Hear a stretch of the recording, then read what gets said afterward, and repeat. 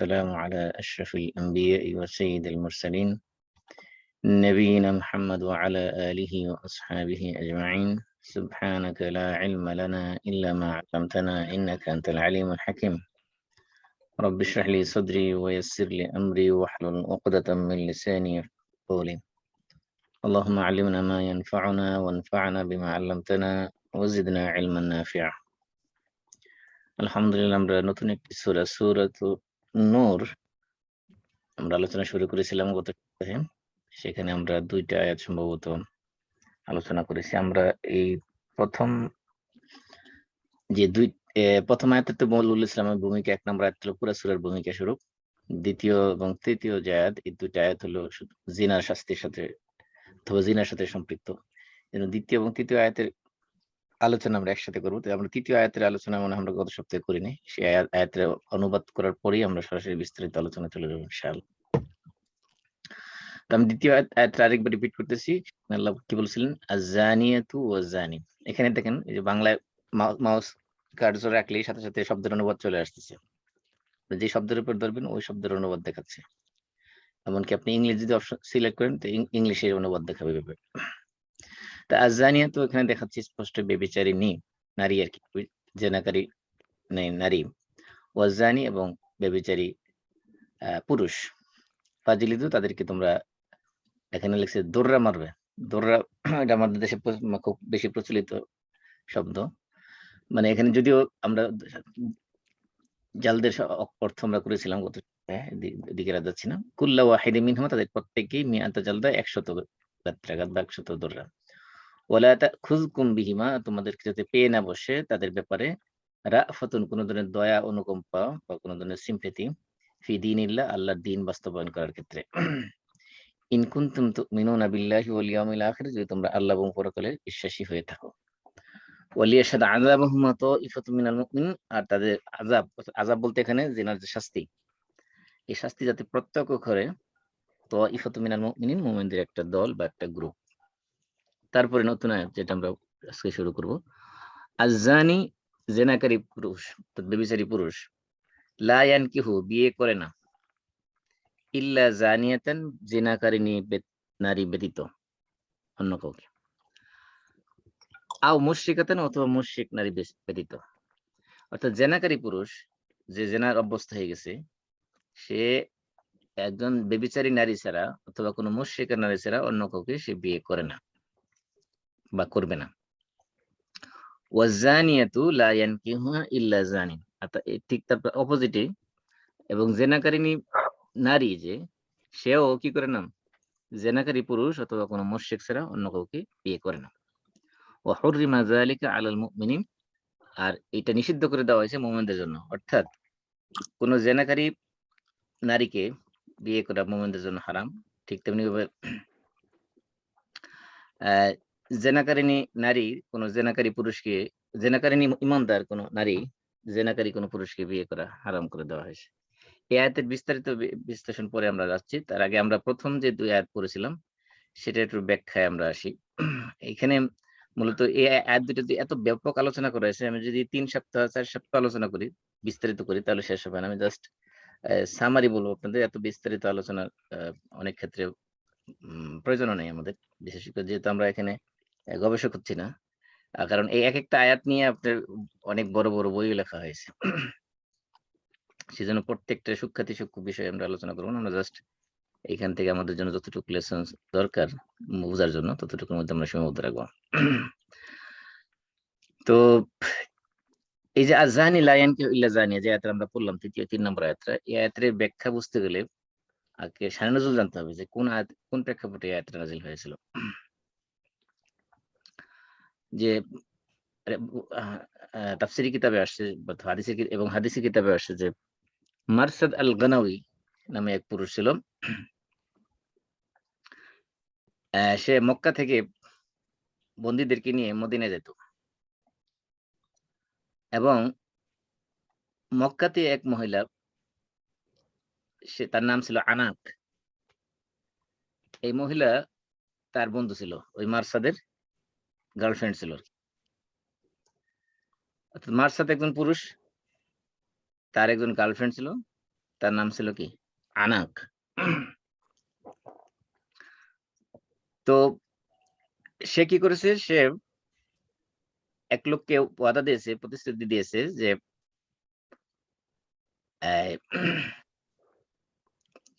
এই আনাক ইয়াকে মারসাদকে নিয়ে আসার জন্য। যখন নিয়ে আসা হলো, সরি আনাককে নিয়ে আসার জন্য, আনাককে যখন নিয়ে আসা হলো, যখন সে দেখলো তখন দেখে চিনে ফেললো। ফাকালাত মারসাদ, তুমি কি মারসাদ? সে বলল যে ফাকুলতু মারসাদ, হ্যাঁ। লোকটা বললো হ্যাঁ আমি মারসাদ। তখন মহিলা বলতেছে, আনাক বলতেছে, মারহাবান ওয়া আহলান হালুম্মা ফাবিত ইনদানা লাইলা। মহিলা বলতেছে তোমাকে ওয়েলকাম, তুমি আসো আজকে আমাদের সাথে, আমার সাথে আজকে রাত যাপন করো। কারণ সে জাহিলি যুগে কি করতো, ওই নারীর সাথে অবৈধ মেলামেশা করতো। তখন এই মারসাদ বলতেছে, ইয়া আনাক, মহিলাটাকে বলতেছে, আনাক কাদ হারাম আল্লাহু যিনা, আল্লাহ তাআলা কি করেছেন, যিনা হারাম করে দিয়েছেন।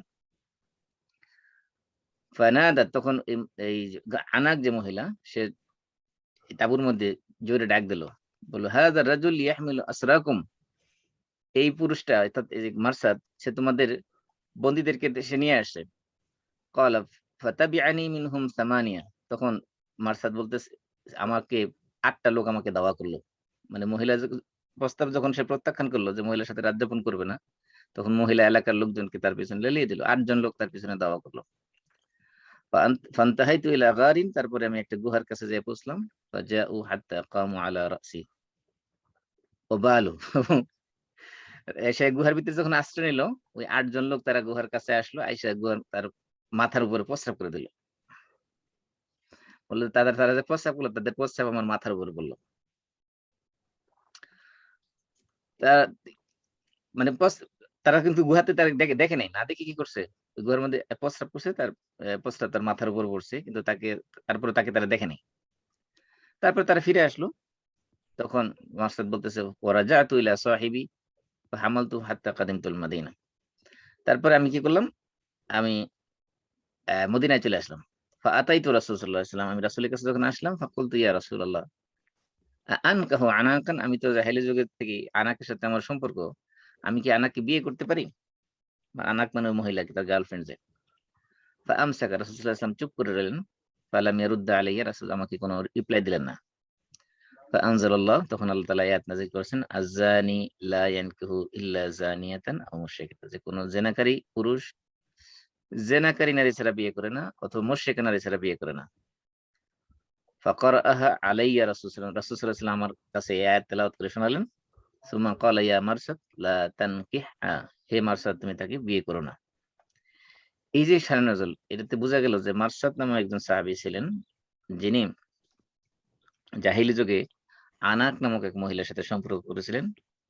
ওই মহিলা যখন তিনি আনাক মারসাদ যখন মক্কায় গেলেন, মক্কায় যাওয়ার পরে আনাক তার সাথে আগের মতোই রাত যাপন করার ইচ্ছা পোষণ করেছিলেন। তখন রাসূল সাল্লাল্লাহু আলাইহি ওয়াসাল্লাম কাছে যাওয়ার পরে, মদিনায় ফিরে যাওয়ার পরে মারসাদ আল্লাহ রাসূলের কাছে প্রস্তাব দিয়েছেন যে আমি আনাককে বিয়ে করতে চাই।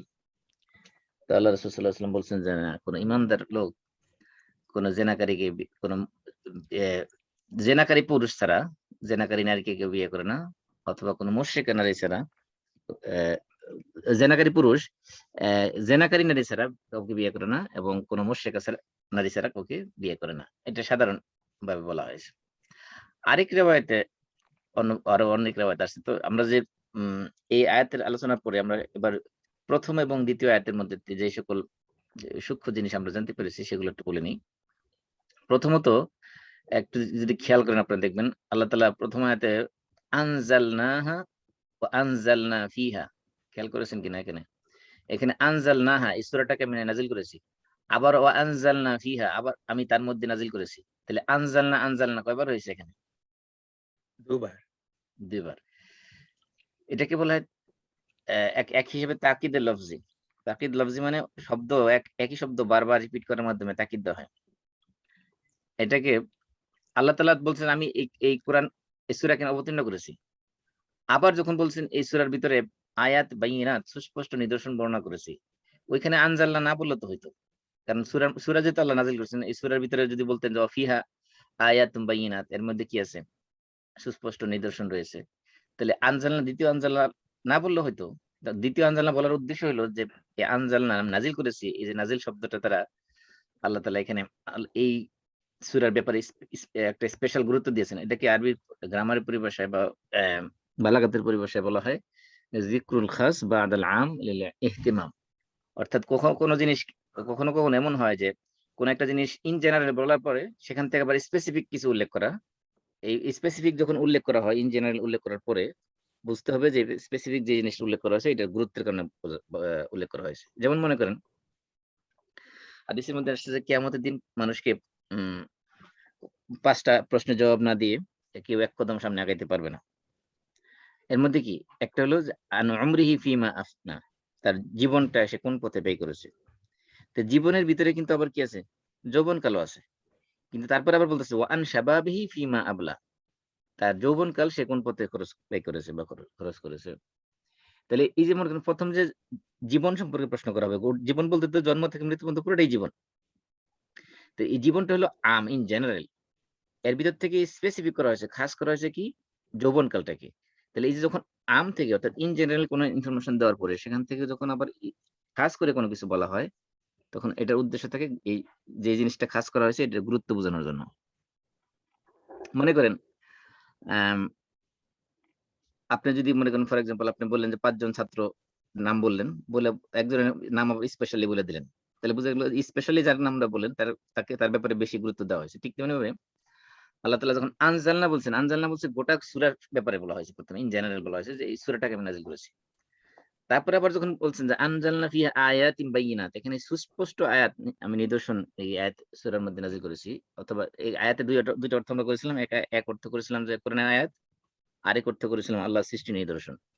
সৃষ্টি নিদর্শন অর্থাৎ আল্লাহর সাইন যেগুলো, আল্লাহর সাইন হোক অথবা কোরআনের আয়াত হোক, যেটাই হোক না কেন সেগুলো কি সুস্পষ্টভাবে আল্লাহ তাআলা নাযিল করেছেন। এখানে এই যে আল্লাহ তাআলার নিদর্শনগুলোকে গুরুত্ব দেওয়ার জন্য নতুন করে আবার আনজালনা শব্দ নিয়ে আসা হয়েছে। এটা আরবি ভাষার একটা সৌন্দর্য। ২য় বিষয় হলো যে আল্লাহ তাআলা সূরার শুরুতে কিছু বিধান দিয়েছেন। এই সূরার এই যে ১ম একদম ২য় আয়াত থেকে শুরু জিনার শাস্তির কথা। তারপরে ৪র্থ আয়াত থেকে আপনার কযফুল মুহসানাত, সতী সাধ্বী নারীদেরকে জিনার অপবাদ দিলে তাদের কি অবস্থা হবে সেই নিয়ে আলোচনা। মানে শুরু দিক দিয়ে বিশাল অনেক লম্বা অংশ জুড়ে শুধুমাত্র বিধিবিধান সংক্রান্ত আলোচনা। আবার এই সূরার শেষ দিক দিয়ে আছে আল্লাহ রাব্বুল আলামিনের তাওহীদের সংক্রান্ত আলোচনা। আল্লাহ তাআলার পরিচয়, আল্লাহ তাআলাকে চেনার মতো আল্লাহর সৃষ্টি নিদর্শন নিয়ে আলোচনা করা হয়েছে। তো এইজন্য বলা হয়েছে যে ফারাদনা এই সূরার এখানে দেখেন ২ টা শব্দ ব্যবহার করা হয়েছে আনজালান পরে। আনজালান এখানে বলা হয়েছে ফারাদনাহা, এরপরে বলা হয়েছে আয়াতিম বায়িনাত। এখানে আনজালার পরে বলা হয়েছে ফারাদনাহা। আবার এখানে আনজালার পরে বলা হয়েছে আয়াতিম বায়িনাত। এই যে ফারাদনাহা এবং আয়াতিম বায়িনাত, এই ফারাদনাহা দ্বারা ইশারা করা হয়েছে ওই যে সূরার শুরুতে যে সকল বিধিবিধানের দিকে, যে সকল বিধিবিধান আল্লাহ কি করেছেন এই সূরার মধ্যে নাযিল করেছেন, অর্থাৎ যে জিনার বিধান, আ সতী সাধ্বী নারীকে জিনার অপবাদ দেওয়ার বিধান, তারপরে স্ত্রী লিয়ান করার বিধান, ঘরে প্রবেশের আদাবুল ইস্তেজান, এরপরে এই ধরনের অনেক বিধান শুরুর দিকে আলোচনা করা হয়েছে। এই সবগুলোর দিকে রেফার করা হয়েছে এই ফারাদনাহা দ্বারা। অর্থাৎ আমি এগুলো ফরজ করে দিয়েছি, এগুলো আবশ্যক করে দিয়েছি। আর আয়াতিম বায়িনাত সুস্পষ্ট নিদর্শন, এগুলো দ্বারা ইশারা করা হয়েছে আল্লাহ তাআলা তাওহীদের দিকে। আরেকটা জিনিস এখানে এটা একটা কমন কথা মনে রাখবেন যে লাআল্লাকুম তাযাক্কারুন। আয়াতের মধ্যে আল্লাহ কি বলছেন? আল্লাহ বলছেন যে অ্যা লাআল্লাকুম তাযাক্কারুন। লাআল্লাহ শব্দের অর্থ হলো সম্ভবত, মেবি। কিন্তু আল্লাহর ক্ষেত্রে কখনো মেবি হয় না।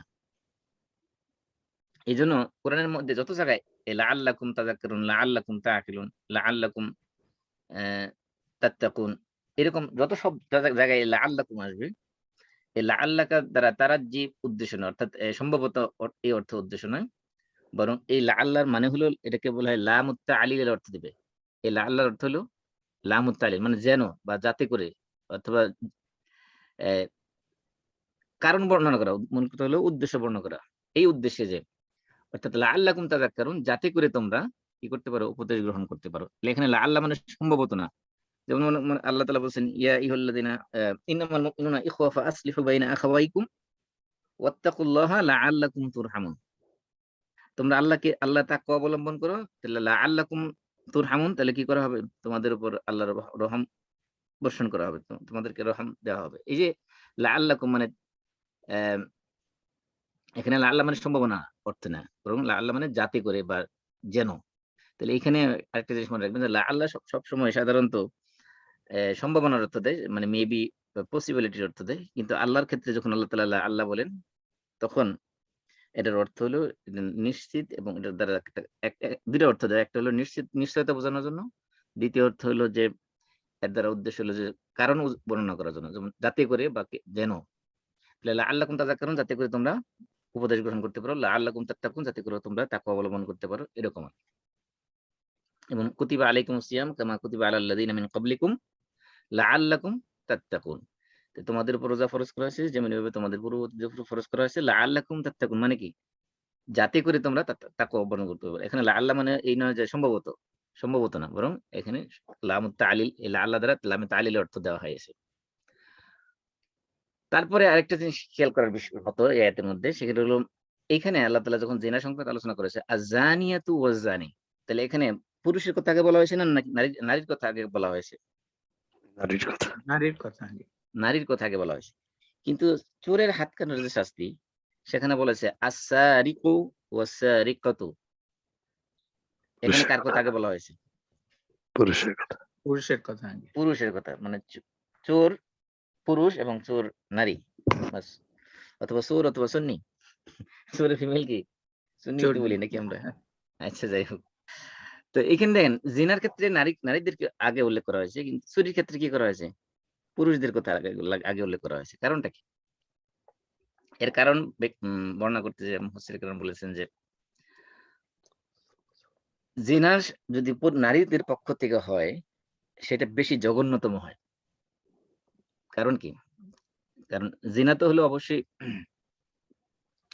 যদি বিবাহিত নারী হয়, সেক্ষেত্রে সে তার স্বামীর অধিকার নষ্ট করেছে, স্বামীর বিছানাকে সে অপবিত্র করেছে, এমনকি তার বংশের মধ্যে সে মিশ্রণ ঘটাইছে। এমনও হতে পারে যে অন্য পুরুষের সন্তান তার গর্ভে ধারণ করেছে, সেটা তার স্বামীর সন্তান হিসেবে সে পরিচয় দিয়েছে, সেটা হচ্ছে জঘন্যতম অপরাধ করেছে। এমনকি ওই জেনার কারণে যদি মহিলা জেনার করার কারণে যদি তার গর্ভে সন্তান এসে যায়, এবং পরবর্তী সময় যদি এটা প্রকাশ পেয়ে যায়, তাহলে এটা তার আজীবনের জন্য তার একটা লাঞ্ছনা, একটা অপমান, একটা ঘৃণার পাত্র সে হয়ে যাবে। এই জন্য জিনা যে নারীর পক্ষ থেকে যখন সংগঠিত হয়, তখন সেটা সবচেয়ে বেশি জঘন্য হয়, সবচেয়ে বেশি মারাত্মক হয়, এবং নিন্দনীয় এবং নিকৃষ্ট কাজ হয়। সেই কারণে নারীদের জিনার ব্যাপারটা এখানে হাইলাইট করা হয়েছে। আর চুরি কাজটা যেটা, সেটা সাধারণত অধিকাংশ সময় এটা পুরুষের পক্ষ থেকে হয়। নারীরাও চুরির সাথে ইনভলভ হতে পারে, কিন্তু সেটা স্বাভাবিক না, এটা রেয়ার কেস। কিন্তু ইন জেনারেল চুরি সাধারণত পুরুষদের পক্ষ থেকেই হয়ে থাকে। ইদানিং যদিও নারী প্রফেশনাল চোরও আছে, পকেট মারও আছে, সেটা আলাদা বিষয়। কিন্তু সাধারণত পুরুষরাই চুরির কাজে বেশি ইনভলভ থাকে। সেজন্য সেখানে চোরের শাস্তির ক্ষেত্রে পুরুষদের কথা আগে আলোচনা করা হয়েছে। এটা আরেকটা কেউ বলছে যে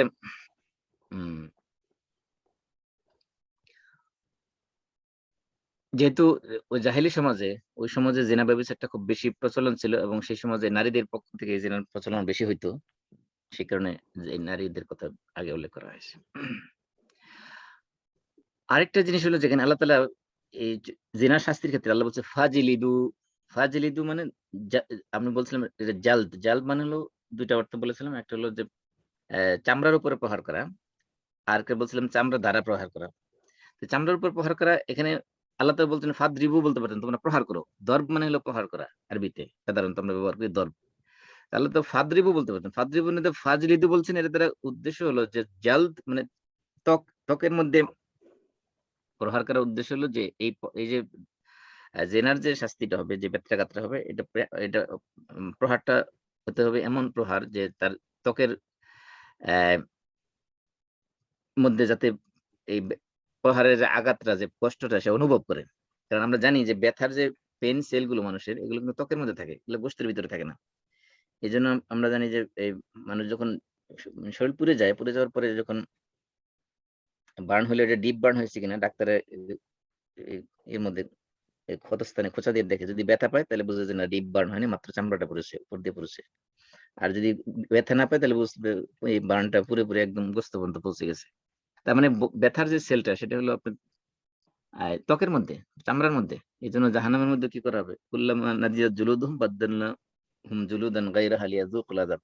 জাহান্নামের মধ্যে যখন জাহান্নামীদেরকে শাস্তি দেওয়া হবে তখন যখন চামড়া পুড়ে যাবে, আবার আল্লাহ তাআলা নতুন চামড়া গজায় দিবেন সেখানে, যাতে আযাব ভোগ করতে পারবেন। আযাবের জায়গায় হলো চামড়া।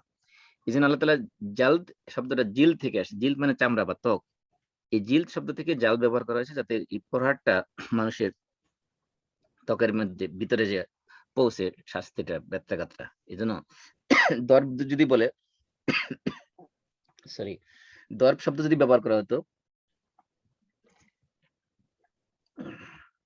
তাহলে দর্বটা এমন হইতে পারে যে দর্বের মাধ্যমে হালকা মৃদু প্রহার হতে পারে, যার মাধ্যমে ব্যথা নাও পেতে পারে, কষ্ট নাও পেতে পারে।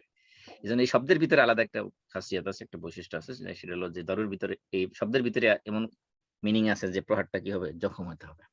এই জন্য অধিকাংশ ওলামায়ে কেরামের মত হলো যে যখন জেনা শাস্তি প্রয়োগ করা হবে কোনো ব্যভিচারী নারী বা পুরুষের উপরে, তখন তার সতর ছাড়া, সতর মানে আওরত ছাড়া যত বাকি সমস্ত কাপড় খুলে ফেলতে হবে। পুরুষের আওরত কতটুকু? পুরুষের আওরত হলো নাভি থেকে হাঁটু পর্যন্ত। এই নাভি থেকে হাঁটু পর্যন্ত ছাড়া তার পুরো শরীর খালি করে তারপরে গায়ের মধ্যে শাস্তি দিতে হবে। এজন্য মানে প্রহারটা যাতে কি হয়, ত্বকের মধ্যে গভীরে পৌঁছে শাস্তিটা যাতে, মানে প্রহারগুলো যাতে সেরকম হয়, মানে লঘু শাস্তি যাতে না হয় সেদিকে খেয়াল রেখে মূলত এই শব্দটার ভিতরে এই মিনিংটা আছে। তারপরে আরেকটা জিনিস হলো যে ইসলামের একটা মূলনীতি হলো যে ইসলাম যখন কোনো বিধান দেয়, আল্লাহর পক্ষ থেকে যখন কোনো বিধান আসে বা রাসূল সাল্লাল্লাহু আলাইহি ওয়াসাল্লাম যখন কোনো বিধান দেন আল্লাহর পক্ষ থেকে, তখন সেই বিধানটা নারী পুরুষ সবার উপর অ্যাপ্লিকেবল, যদি না এমন কোনো স্পষ্ট দলিল থাকে যেটা দ্বারা বোঝা যায় যে শুধুমাত্র এটা নারীর জন্য খাস অথবা পুরুষের জন্য খাস। যদি এমন খাস কোনো দলিল না থাকে তাহলে ইসলামের সমস্ত মূলনীতি, সমস্ত বিধিবিধান, সমস্ত আহকাম এগুলো নারী পুরুষ সবার উপরে অ্যাপ্লিকেবল, সবার উপর প্রযোজ্য। যেমন আল্লাহ তাআলা বলছেন ইয়া ওয়া আকিমুস সালাহ ওয়া আতুজ যাকাত, তোমরা নামাজ কায়েম করো এবং যাকাত প্রদান করো। তাহলে যাকাত নারী পুরুষ আলাদা আলাদা করে বলেন নাই, ইন জেনারেল বলে দিয়েছেন। তোমরা বলতে এখানে নারী পুরুষ সব ইনক্লুড। এখানে জেনার ক্ষেত্রে তো আল্লাহ বলতে পারতেন যে জেনাকারী প্রত্যেকে কি করো, তোমরা শাস্তি দাও। এখানে নারী এবং পুরুষ দুই শ্রেণীকে আলাদা কেন করা হয়েছে? এটা আলাদা করে স্পেসিফিক কেন উল্লেখ করা হয়েছে, এটার বর্ণনা দিতে যে ইমাম কুরতুবী তার তাফসীর কুরতুবীতে উল্লেখ করেছেন। তাফসীর কুরতুবীর নাম আল জামি' লি আহকামিল কুরআন। এখানে তিনি বলেছেন যে মানুষ অনেক সময় মনে করতে পারে যে যেহেতু জেনার ক্ষেত্রে জেনাটা মূলত করে হলো পুরুষ, নারী হলো তার এটা ভিকটিম, বা অথবা সে হলো সেটা এমন হতে পারে যে আরেকটা জিনিস খেয়াল রাখতে হবে, জেনা এবং রেপ দুইটা কিন্তু সেম না, দুইটা ডিফারেন্ট। জেনাটা হলো যে উভয় সম্মতিক্রমে হতে, আর রেপটা হলো যেটা যেকোনো একজনকে ফোর্স করা হচ্ছে বা বল প্রয়োগ করে করা হচ্ছে। তাহলে সাধারণত এমন হয় যে জিনার শাস্তি যেটা সেটা কিন্তু নারী পুরুষ উভয়ের উপর প্রযোজ্য হয়। কিন্তু রেপের শাস্তি যেটা সেটা শুধুমাত্র যে রেপ করবে তার উপরে প্রযোজ্য হবে। আর যে এটার ভিকটিম তার উপরে সেই শাস্তি প্রযোজ্য হবে না। এখন এইজন্য এই যে অনেকে মনে করতে পারে যেহেতু জেনার ক্ষেত্রে এখানে পুরুষ বেশি ইনভলভ, সুতরাং যে শাস্তিটা আমার মনে হয় শুধুমাত্র পুরুষের সাথেই সম্পৃক্ত, নারীকে মনে হয় শাস্তি দেওয়া যাবে না।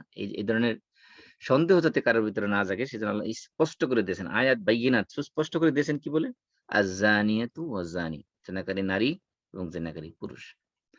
আরেকটা জিনিস খেয়াল করেন, এখানে আল্লাহ তাআলা কি বলছেন আয়াতের মধ্যে, দ্বিতীয় আয়াতে বলছেন তোমরা কি করো, ওয়ালা তাখুযকুম বিহিমা রাফাতুন ফি দীনিনা, আল্লাহর দ্বীন, আল্লাহর শরীয়তের বিধান বাস্তবায়ন করার ক্ষেত্রে, প্রয়োগ করার ক্ষেত্রে তোমাদের অন্তরে যাতে কোনো ধরনের দয়া, অনুকম্পা, সিম্প্যাথি এগুলো যাতে অন্তরের মধ্যে স্থান না পায়। এরপর আল্লাহ কি বলছেন, ইন কুনতুম তুমিনুনা বিল্লাহি ওয়াল ইয়াউমিল আখির, যদি যদি তোমরা আল্লাহ এবং পরকালে বিশ্বাস করে থাকো। এখানে বিশ্বাস করে থাকো মানে কি, আমাদের কি বিশ্বাসের ব্যাপারে আল্লাহ তাআলা ডাউট করতেছেন? নাউযুবিল্লাহ। এরকম তো প্রশ্নই আসে না। এরকম আল্লাহর ব্যাপারে আমরা কল্পনা করতে পারি না। এখানে আল্লাহ তাআলা আমাদেরকে বলতেছেন, যদি তোমরা আল্লাহ এবং পরকালে বিশ্বাসী হয়ে থাকো, তার মানে হলো, এটা আমি একটা সহজ উদাহরণ দিলে বোঝাই। আমরা দেখবেন গ্রাম অঞ্চলে মানুষ যখন ঝগড়া লাগে, বলে যে, "তুই সাহস থাকলে এটা করে দেখা তো।" আমরা বলি না অনেক সময়? "তুই যদি বাপের বেটা হয়ে থাকস তো এটা করে দেখা তো। তুই যদি পুরুষ হয়ে থাকস তাহলে করে দেখা তো।" এই যে মনে করেন তাকে যে বললাম যে, "তুই যে পুরুষ হয়ে থাকস তাহলে করে দেখা।" তার মানে কি? সে কি পুরুষ? তার যে পুরুষ, সে যে পুরুষ মানুষ, সে যে নারী না। এই ব্যাপারে আমার কোন সন্দেহ আছে? কোন সন্দেহ নাই। আমি জানি নিশ্চিত সে পুরুষ। তার মানে কি? তার ভিতর থেকে যে হিম্মত, তার ভিতরে যে সাহস, তার যে তাওয়াক্কুত, এই সমস্ত সাহসকে, হিম্মতকে বের করে নিয়ে আসার জন্য আমি তাকে কি করলাম? ফোর্স করলাম। এমন একটা মোটিভেশনাল কথা দিলাম, যেটার মাধ্যমে তার ভিতরে যত শক্তি আছে, সমস্ত শক্তি বেরিয়ে আসবে। তাকে ফুসলিয়ে দিলাম, তাকে উস্কে দিলাম। তার সমস্ত ক্ষমতাকে, শক্তিকে বের করে নিয়ে আসার জন্য। যেমন অ্যা ২ জন মনে করেন মারামারি করতেছে। একজন আর বলল, "তোর সাহস থাকলে, তোর যদি সাহস থাকে আমার একটা ঘুষি দিয়ে দেখা তো। একটা আমার শরীরটা টাচ করে দেখা তো।" এই যে মনে করেন বললাম যে, তার মানে কি তার সাহস যদি আদৌ কতটুকু আছে সেটা পুরোটা যাতে তার বহিঃপ্রকাশ ঘটাতে পারে, এজন্য তাকে কি করা হচ্ছে? উস্কে দেওয়া হচ্ছে। এখানে আল্লাহ তাআলা আমাদেরকে ঈমানের ব্যাপারে সন্দেহ করতেছেন না, যে আমরা আল্লাহ এবং পরকালের প্রতি ঈমান আনছি কি আনছি না, এটা না। উদ্দেশ্য হলো যে আমাদেরকে ঈমানটাকে জাগ্রত করে দেওয়া। আল্লাহর দিনকে যখন আমরা বাস্তবায়ন করব, শরীয়তের বিধানকে, আহকামকে যখন মানে বাস্তবে প্রয়োগ করব, এপ্লাই করব সমাজের মধ্যে বা রাষ্ট্রের মধ্যে, ওই সময় আমাদের ঈমানের লেভেলটা কোন পর্যায়ে? আমরা কি আমাদের আত্মীয় হওয়ার কারণে, আমাদের ক্লোজ রিলেটিভ হওয়ার কারণে, অথবা কোনো কোর্টের কাজী হওয়ার কারণে, তাকে ঘুষ দেওয়ার কারণে আমি আল্লাহর বিধানকে শিথিল করে দিচ্ছি কিনা, এটা যাতে না করি। বরং আমার আল্লাহ এবং পরকালের প্রতি যে ঈমান, সেই ঈমানটা যাতে সম্পূর্ণরূপে আমার শরীর অন্তরের মধ্যে কার্যকরী থাকে। সেজন্য আল্লাহ তাআলা আমাদেরকে উৎসাহ দিচ্ছেন যে, "যদি তোমরা ঈমানদার হয়ে থাকো, পরকালে হয়ে থাকো, তাহলে এই কাজ তোমরা করো না।" তার মানে কি? এখানে আমাদের ঈমানটাকে মজবুত ঈমানের আলামত হিসেবে বলা হয়েছে, যারা প্রকৃত ঈমানদার, যারা সত্যিকারের ঈমানদার, যাদের অন্তরের মধ্যে ঈমানের জজবা আছে, তারা কখনো কোন ধরনের ক্রিমিনালের প্রতি সিম্প্যাথি প্রদর্শন করতে পারে না, দয়া দেখাতে পারে না। এটা দয়া দেখানোর জায়গা না। কারণ এখানে যদি আমি কোন ক্রিমিনালকে যদি সিম্প্যাথি বা দয়া দেখাই, তার মানে হলো আমি আল্লাহর ফয়সালাকে অ অবজ্ঞা করলাম। আল্লাহর সিদ্ধান্তকে আমি ডিনাই করলাম, ইগনোর করলাম এবং সেটাকে আমি তুচ্ছ-তাচ্ছিল্য করলাম। এজন্য এই যে রাফাতুন মানে হলো দয়া। দয়া বলতে কি বোঝানো হয়েছে? একজন অপরাধীকে, একটা জেনাকারীর শাস্তি যখন তাকে যখন কোর্টে তোলা হলো তার বিচারের জন্য, তার ব্যাপারে যে একজন জাজ, সে কি ধরনের সিম্প্যাথি দেখাইতে পারে? ২ ধরনের সিম্প্যাথি হতে পারে। একটা সিম্প্যাথি হতে পারে যে তার শাস্তিটা লঘু করে দিল। মনে করেন যে ফর এক্সাম্পল, অ্যা আমরা তখন জানলাম যে জিনার শাস্তি কি? মিআতু জালদা, ১০০ বেত্রাঘাত। বলল যে, "না, যুবক পোলাপান করে ফেলছে বয়সের তাড়নায়, উম ভুল করে ফেলছে। যাক ৮০ টা দিয়ে ৮০ দিয়েই কি করো? ৮০ টা বেত্রাঘাত করে ছেড়ে দাও।" এই যে মনে করেন সিম্প্যাথি দেখালো, দয়া দেখালো, তার যুবক বয়স কম, শয়তানের প্ররোচনা করে বলছে নেক্সট টাইম আর করবে না। এই অধিকার, এই ক্ষমতা আল্লাহ তাআলা দুনিয়ার কোন অথরিটিকে দেয়নি। কোন কাজীকে, কোন চিফ জাস্টিস কেও দেওয়া হয়নি এই অথরিটি। এটা আল্লাহর বিধান। এজন্য বলছে ফি দীনিল্লাহ, এটা আল্লাহর দিন। এই যে শরীয়তের বিধান যে আমি বাস্তবায়ন করছি, এটা আল্লাহর দিন। এটা তোমার দেশের আইন না, কোন রাষ্ট্রের আইন না। এটা আল্লাহর দিন, এটা আল্লাহর বিধান। এটা করার ক্ষেত্রে কখনো যাতে তোমাদের কি করে না, লা তাখুযকুম বিহিমা, এই যে নারী এবং পুরুষের ব্যাপারে তোমাদের যাতে কোন ধরনের রাফাত, দয়া, যেমন আল্লাহ তাআলা একটা নাম হলো রাউফ। এই রাউফ শব্দটা এই রাফা থেকে আসছে। এই অনুকম্পা, দয়া, সিম্প্যাথি এগুলো যাতে না জাগে। এজন্য ঈমানদার হওয়ার যারা ঈমানদার, যারা তারা আল্লাহর দিনকে বাস্তবায়ন করবে অত্যন্ত কঠোরভাবে। মানে কঠোরভাবে বলতে, যখন ক্রিমিনালের উপর শাস্তি প্রয়োগ করবে সেই ক্ষেত্রে তারা দয়া দেখাবে না। এমনি ঈমানদার কি হবে? বিল মুমিনিনা রাউফুর রাহিম। তারা মুমিনদের ব্যাপারে অত্যন্ত সিম্প্যাথি, অত্যন্ত দয়াশীল। কিন্তু যখন কোন মানুষ ক্রাইম এর সাথে জড়িত হয়ে পড়বে, তখন সেখানে নো টলারেন্স, নো সিম্প্যাথি, কোন ধরনের সহানুভূতি নাই সেখানে। সেখানে আল্লাহর দিন বাস্তবায়ন করতে হবে এটি। এবং আল্লাহর রাসূলের সাহাবায়ে কেরাম, রাসূলের যুগে যে যারা জিনা করেছে, যেমন আ মায়াজ আল আসলামী, আল গামেদিয়া, এই যে যাদের ইতিহাস আমরা জানি, সামনে আসবে আলোচনা এগুলো। সেখানে দেখা গেছে সাহাবায়ে কেরাম তারা নিজেরা পাথর মেরেছেন এবং ওমর রাদিয়াল্লাহু তাআলা আনহুর মতো সাহাবী, তিনি তাদেরকে অভিসম্পাত করেছেন। এবং আল্লাহ রাসূল সাল্লাল্লাহু আলাইহি ওয়াসাল্লাম তাকে এই যে অভিসম্পাত করেছেন, সেই কারণে রাসূল সাল্লাল্লাহু আলাইহি ওয়াসাল্লাম তাকে উল্টা ধমক দিয়েছেন। বলেছেন, "তুমি তাকে ভর্ৎসনা করো না, তাকে তিরস্কার করো না। কারণ সে এমনভাবে আল্লাহর কাছে তওবা করেছে যে তার তওবা যদি পৃথিবীর সমস্ত মানুষের মধ্যে ভাগ করে দেওয়া হয়, তাহলে ভাগ করে দেওয়া সম্ভব।" এজন্য সাহাবায়ে কেরামের মতো মানুষ তারাও কি করে নাই? তাদের কোনো আ আত্মীয় এর প্রতি সিম্পথি দেখায় না, দয়া দেখায় না। এমনকি আল্লাহ রাসূল সাল্লাল্লাহু আলাইহি ওয়াসাল্লামের যুগেও রাসূল সাল্লাল্লাহু আলাইহি ওয়াসাল্লামের সময় ফাতেমা নামে এক মহিলা, বনু মাখজুম গোত্রের এক ফাতেমা নামে এক মহিলা, সে চুরি করেছে। সে আল্লাহ রাসূলের কাছে যখন আহ, আল্লাহ রাসূলের পালক পুত্র উসামা বিন জায়েদ ইবনে হারিসা, ওনার ছেলে ওসামাকে পাঠানো হলো সুপারিশ করার জন্য রাসূলের কাছে, যে বলছে যে ওসামা ছাড়া এই বিষয়ে রাসূলের কাছে সুপারিশ করার সাহস কারো নাই। কারণ জানি যে রাসূল সাল্লাল্লাহু আলাইহি ওয়াসাল্লাম আল্লাহর শরীয়তের ব্যাপারে কোনো সুপারিশ করতে গেলে অত্যন্ত প্রচন্ড রাগ করতে পারেন। সেজন্য ওসামা ছাড়া এই বিষয়ে রাসূলের কাছে বলার মতো সাহস কারো নাই। তো ওসামাকে সেট করা হলো। ওসামা যখন রাসূলের কাছে যে প্রস্তাব দিলেন যে বনু মাখজুম গোত্র একটা সম্ভ্রান্ত গোত্র, তাদের মধ্যে যে এই চুরির হাত কেটে দেওয়া হয় একজন নারীকে, তাহলে পুরা গোত্রের সম্মান মান সম্মান সমস্ত আরবদের মধ্যে কুলণ্ঠিত হয়ে যাবে। সেজন্য তারা সুপারিশ করলো যাতে তার হাত না কেটে অন্য ধরনের তাকে পানিশমেন্ট দেওয়া হয়। তখন আল্লাহ রাসূল সাল্লাল্লাহু আলাইহি ওয়াসাল্লাম চেহারা লাল হয়ে গেলেন। রাসূল সাল্লাল্লাহু আলাইহি ওয়াসাল্লাম মিম্বরে দাঁড়ালেন এবং একটা লম্বা ভাষণ দিলেন, যে ভাষণটা মুসলিমের হাদিসের মধ্যে আসছে। আল্লাহ রাসূল বলছেন যে আমি তোমাদের পূর্ববর্তী জাতিদেরকে আল্লাহ তাআলা এই জন্য ধ্বংস করেছেন, তাদের মধ্যে যখন কোন সম্ভ্রান্ত লোক চুরি করতো তখন তাদেরকে ছেড়ে দেওয়া হতো, আর যখন দুর্বল এবং অসহায় লোকজন চুরি করতো বা কোনো অপরাধ করতো তাদেরকে তাদের শাস্তি প্রয়োগ করা হতো, বাস্তবায়ন করা হতো।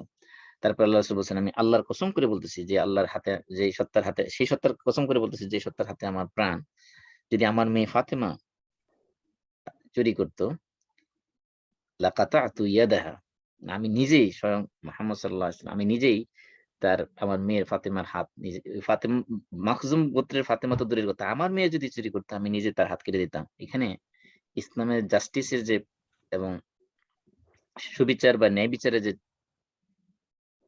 নজির বা দৃষ্টান্ত আল্লাহ রাসূল পেশ করেছেন পৃথিবীর ইতিহাসে, এরকম নজির পাওয়া ডিফিকাল্ট। যারা নিজের মেয়েকে অপরাধ করলে কেউ ক্ষমা করবে না, তাকে শাস্তি দিবেই। এই যে রাসূল সাল্লাল্লাহু আলাইহি ওয়াসাল্লাম যে ঘোষণা দিলেন যে ক্রিমিনাল যেই হোক, আপনার নিজের আপন ছেলে হোক, নিজের আপন মেয়ে হোক, নিজের আপন ভাই হোক, যে কেউ হোক না কেন, আল্লাহর দিন বাস্তবায়ন করার ক্ষেত্রে নো সিম্প্যাথি, নো টলারেন্স। তারপরে আল্লাহ তাআলা দেখেন এই জিনাটাকে এত জঘন্যতম গুনাহ হিসেবে সাব্যস্ত করা হয়েছে যে আল্লাহ তাআলা এই জিনার আলোচনাটা আনছেন কিসের সাথে? শিরকের সাথে।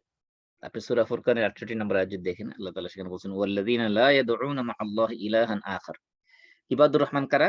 আল্লাহ তাআলার রহমানের বান্দা কারা? তাদের বৈশিষ্ট্য আলোচনা করতে যেয়ে আল্লাহ তাআলা বলছেন যে ওয়াল্লাযীনা লা ইয়াদউনা মা'আল্লাহি ইলাহান আখার, আর যারা আল্লাহর সাথে অন্য কাউকে ইলাহ হিসেবে, মাবুদ হিসেবে, উপাস্য হিসেবে ডাকে না। ওয়ালা ইয়াকতুলুনা আন-নাফসাল্লাতী হারামাল্লাহ, এবং যারা কি করে না, যে নাফস, যে প্রাণকে হত্যা করে আল্লাহ তাআলা হারাম করেছেন, সেই প্রাণকে তারা হত্যা করে না, মানুষকে হত্যা করে না। ইল্লা বিল হক, মানে ন্যায়সঙ্গত পদ্ধতি ছাড়া। অর্থাৎ যদি কেউ হত্যা করার মতো ক্রাইম করে সেক্ষেত্রে হত্যা করতে পারে, এছাড়া অন্যায়ভাবে কাউকে কি করে না, হত্যা করে না। ওয়ালা ইয়াজনুন, তারপরে বলা হয়েছে কি, তারা জিনা করে না। জিনা করে না। তাহলে ইবাদুর রহমান যারা, তাদেরকে আল্লাহ তাআলা যে সকল গুণ বর্ণনা করেছেন তার মধ্যে একটা গুণ হলো তারা যে ওয়ালা ইয়াজনুন, তারা জিনা করে না। এই জিনা করে না, এটার আলোচনা আসছে কিসের সাথে? দেখেন ওয়াল্লাযীনা লা ইয়াদউনা মা'আল্লাহি ইলাহান আখার, যারা আল্লাহর সাথে শিরক করে না, শিরকের আলোচনা আসছে। তারপরে কতলুন নাফস, মানুষকে হত্যা করা, হত্যার মানে শিরক, হত্যা, মানুষ হত্যা, এবং ৩ নম্বরে আসছে কি একই আয়াতের মধ্যে জিনার কথা। এর মানে বোঝানো হচ্ছে যে সকল আল্লাহ রাসূল আরেক হাদিসের মধ্যে আসছে যে তোমরা সাবউ মুবিকাত, ৭টি ধ্বংসাত্মক জিনিস থেকে বেঁচে থাকো। তার ভিতরে যে শিরক আছে এবং জিনা আছে। তো ইসলামে যে সকল কবিরা গুনাহ আছে তার মধ্যে, কবিরা গুনাহের মধ্যে সবচেয়ে বড় কবিরা গুনাহ হলো আল্লাহর সাথে শিরক করা। শিরকের পরে যদি আমরা আসি, যদি এইভাবে যদি আমরা এরপরে গুলোকে আমরা ধারাবাহিকভাবে তারতিব করা যদিও কঠিন, তারপরে আমরা বলতে পারি যে শিরকের পরে জঘন্যতম একটা গুনাহ হলো মানুষ হত্যা এবং জিনা করা। এইজন্য আল্লাহ তাআলা, এবার আসি আমরা যে ইসলামের প্রাথমিক যুগে এই আয়াতের মধ্যে আল্লাহ তাআলা জিনার যে বিধান দিয়েছেন, এই বিধান কি ইসলামের একদম প্রাথমিক যুগ থেকে, শুরুর দিক থেকেই এই বিধান ছিল, নাকি এর মধ্যে কোনো জিনার শাস্তির ক্ষেত্রে কোনো পরিবর্তন আসছে, বা কোনো যুগ সময়ের ব্যবধানে এর ভিতরে কোনো ধরনের চেঞ্জ আসছিল কিনা?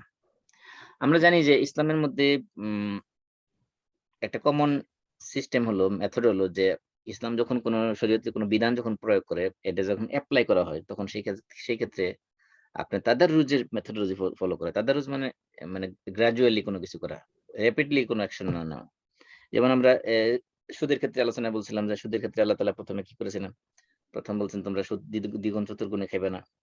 হ্যাঁ? তারপরে এক পর্যায়ে যেয়ে কি করেছেন? সুদ হারাম করেছেন। মদের ক্ষেত্রে এক পর্যায়ে বলছেন যে তোমরা, আল্লাহ তাআলা জিজ্ঞেস করছেন যে, বলেছেন যে যদি হে রাসূল আপনাকে মদ এবং জুয়া সম্পর্কে জিজ্ঞাসা করে তাহলে বলুন মদ এবং জুয়ার মধ্যে কি রয়েছে? গুনাহ রয়েছে এবং এর মধ্যে উপকারও রয়েছে, তবে উপকারের চেয়ে গুনার পরিমাণ বেশি। এরপরে বলা হয়েছে কি? এরপরে বলেছে তোমরা যখন মাতাল অবস্থায় নামাজের নিকটবর্তী হও না। মানে নামাজের পড়ার সময় যাতে কেউ মদ না খায়, নামাজ পড়ার আগে যাতে মদ না খায়, এক নির্দিষ্ট সময়ের জন্য নিষিদ্ধ করা হয়। তারপরে বলে দেওয়া হয়েছে ইন্নামাল খামরু ওয়াল মাইসিরু ওয়াল আনসাবু ওয়াল আজলামু রিজসুম মিন আমালি শাইতান ফাজতানিবুহু। একেবারে টোটালি সবকিছু হারাম করে দেওয়া হয়েছে। তাহলে এই যে মদ হারাম করার ক্ষেত্রে, আপনার সুদ হারাম করার ক্ষেত্রে এই যে গ্র্যাডুয়াল যে সিস্টেম, মানে স্টেপ বাই স্টেপ পদক্ষেপ নেওয়া, এগুলো যে সকল বিষয় মানুষের জীবনে অত্যন্ত জোরালোভাবে ওতপ্রোতভাবে জড়িত হয়ে গেছে, সেগুলো মানুষ হঠাৎ করে বললেই মানুষ এগুলো ছাড়বে না, বরং উল্টা আল্লাহর বিধানের প্রতি রিঅ্যাকশন দেখাবে বা অথবা এগুলো রিজেক্ট করে দিতে পারে ১ম বলার সাথে সাথেই। সেগুলো আল্লাহ তাআলা চেঞ্জ করার ক্ষেত্রে একটা সিস্টেম হলো যে গ্র্যাডুয়াল বা স্টেপ বাই স্টেপ পদক্ষেপ নেওয়া। ১ম এ একটু শিথিল, তারপরে আরেকটু কঠিন, তারপরে আরেকটু কঠিন, এক পর্যায়ে যেয়ে সেটাকে কমপ্লিটলি ক্লোজ করে দেওয়া। এখানে এই জেনার শাস্তির ক্ষেত্রে তাই ঘটেছে। জেনা শাস্তির ক্ষেত্রে আল্লাহ তাআলা ১ম এই প্রাথমিক পর্যায়ে, ইসলামের প্রাথমিক পর্যায়ে যখন আরবরা মদ, জুয়া, নারী এগুলো তাদের যখন নিত্য নৈমিত্তিক ব্যাপার ছিল, সেই অবস্থায় আল্লাহ যদি বলতেন যে আজ থেকে তোমাদের জিনা হারাম করা হয়েছে, তখন তারা হয়তো বলে ফেলতো যে আমরা ইসলামই মানি না, আমরা জিনাই করব। যেমন আ প্রাসঙ্গিক কোনো বলে রাখি, ওইদিন আমাদের এক ভাই বলতেছিলেন আফসোস করে যে তার মেয়ে বলতেছে, "বাবা আমি ইসলাম মানব না। আমি মুসলিম হব না।" কেন? বলে যে মুসলিম হলে আমি পিজ্জা খাইতে পারবো না, ম্যাকডোনাল্ডস খাইতে পারবো না, আমি এই করতে পারবো না, সেই করতে পারবো না, আমি পার্টিতে যেতে পারবো না, আমি মদ খাইতে পারবো না। ও এত না, এত ডোন্টস এর বিশাল এক লিস্ট। এত কিছু করার দরকার কি? আমি মুসলমান না হলে সমস্যা কি? আমি ইহুদি খ্রিস্টান হলে সমস্যা কি? মানে বাচ্চা মেয়ে বাবাকে প্রশ্ন করতেছে যে সে মুসলমান থাকবে না। কারণ কি? মুসলমান থাকতে গেলে অনেক রেস্ট্রিকশন, জীবনটা একবারে এ একটা খাঁচার ভিতরে বন্দী হয়ে যাবে। সে এরকম মনে করতেছে। এই যে মনে করতেছে, মেয়ে মনে করতেছে কি করে হচ্ছে ইসলাম মানলে তার এত ধরনের সমস্যা হতে পারে। সেজন্য সে ইসলাম মানবে না। তাই আমি বলতেছি জাহেলি যুগে যদি মানুষকে এরকম বলা হতো যে তোমরা আজ থেকে জিনা করবে না। হঠাৎ করে যদি বলা হতো যে আজ থেকে জিনা হারাম, আজ থেকে মদ হারাম, আজ থেকে সুদ হারাম, আজ থেকে চুরি ডাকাতি সব হারাম। এই যে হারামের যত লিস্ট আছে, ইসলামে যত হারাম আছে, এ সমস্ত হারামের যদি একটা লিস্ট ধরায় দেওয়া হতো যে আমি নবী, আল্লাহর পক্ষ থেকে আল্লাহ তোমাদেরকে এই যে লিস্ট দিয়েছেন, এই লিস্ট অনুযায়ী এগুলো তোমরা সব আজ থেকে করবে না কেউ। ওইদিনই ১ম এই বলত যে তোমার দিন আমি মানি না। তো আমি তোমার দিনের কেয়ার করি না। আমি আমার মতো চলবো। তোমার দিন লইয়া তুমি থাকো। যেমন মুসা আলাইহিস সালামকে বনী ইসরাঈল বলছিল না, ইযহাব আনতা ওয়া রাব্বুকা ফাকাতিলা ইন্না হাহুনা কাঈদুন। তুমি আর তোমার অ্যা রব যে এক যুদ্ধ করো, আমরা এখানে বসে থাকবো, আমরা যাবো না। এরকম হয়তো রাসূলকে বলে দিত, যদি রাসূল সাল্লাল্লাহু আলাইহি ওয়াসাল্লাম এরকম হালাল হারামের লিস্ট একটা নিয়ে আসতেন যে এগুলো হালাল, এগুলো হারাম। এরকম লিস্ট যদি ধরায় দিতেন তাহলে সেটাই হইতো। এজন্য আল্লাহ তাআলা সমস্ত ক্ষেত্রেই করেছেন একটা তাদারুজ, অর্থাৎ গ্র্যাডুয়াল একটা মেথোডোলজি আল্লাহ তাআলা অবলম্বন করেছেন এই সকল বিধান প্রয়োগ করার ক্ষেত্রে। এজন্য জিনার ক্ষেত্রেও এই সেম ঘটেছে। আমরা যদি সূরা নিসার ১৫ এবং ১৬ নম্বর আয়াত যদি পড়ি, সেখানে আমরা দেখতে পাবো যে প্রাথমিক যুগে জিনা শাস্তিটা কি ছিল। সেখানে আল্লাহ তাআলা বলছেন ওয়াল্লাতী ইয়াতিনাল ফাহিশাতা মিন নিসাইকুম, তোমাদের নারীদের মধ্যে যারা ফাহিশাতে লিপ্ত হয়, অর্থাৎ জিনাতে লিপ্ত হয়, ফাস্তাশহিদু আলাইহিন্না আরবাআতাম মিনকুম, তাহলে তোমরা কি করো? তাদের বিরুদ্ধে ৪ জন সাক্ষী উপস্থিত করো। ফাইন শাহিদু ফাআমসিকুহুন্না ফিল বুয়ুত, যদি একজন সাক্ষী সাক্ষ্য দেয়, তখন তাদের কি করো? ঘরের ভিতরে আটক করে রাখো, বন্দী করে রাখো। হাত্তা ইয়াতাহুন্নাল মাউত, যতক্ষণ না তাদের মৃত্যু হবে। আও ইয়াজআলাল্লাহু লাহুন্না সাবিলা, অথবা আল্লাহ তাদের জন্য কোনো পথ খুলে দিবেন। এই যে এরপর বলছে ওয়াল্লাযানি ইয়াতিয়ানিহি মিনকুম ফাআযুহুমা ফাইন তাবা ওয়া আসলাহা ফাআরিদু আনহুমা ইন্নাল্লাহা কানা তাওয়াবার রাহিম। এই যে সূরা নিসা ১৫ এবং ১৬ নম্বর আয়াতে এখানে আমরা যেটা পাইলাম সেটা হলো যে ইসলামের প্রাথমিক যুগে জিনার শাস্তি ছিল বন্দী করে রাখা। যদি কোনো নারী জেনা করত, তার শাস্তি ছিল তাকে ঘরের ভিতরে আটক করে রাখতে হবে এবং ঘর থেকে বের হতে দেওয়া যাবে না। এইখানে বন্দী থাকবে। বন্দী অবস্থায় এমন হতে পারে যে তাকে খাবার টাবার না দেওয়ার কারণে বন্দী অবস্থায় সে মারাও যেতে পারে। অর্থাৎ যতক্ষণ না মারা যাবে ততদিন পর্যন্ত তাকে এটার ভিতরে বন্দী করে রাখতে হবে। এটাই ছিল শাস্তি। অথবা আল্লাহর কোন বিধান যতক্ষণ না নাজিল করবে তাদের ব্যাপারে ততক্ষণ পর্যন্ত এই ঘরের ভিতরে আবদ্ধ থাকতে হবে। আর পুরুষের ক্ষেত্রে কি বলা হয়েছে? আ পুরুষকে ক্ষেত্রে শুধুমাত্র কথার মাধ্যমে শাসিয়ে দেওয়া হয়েছে।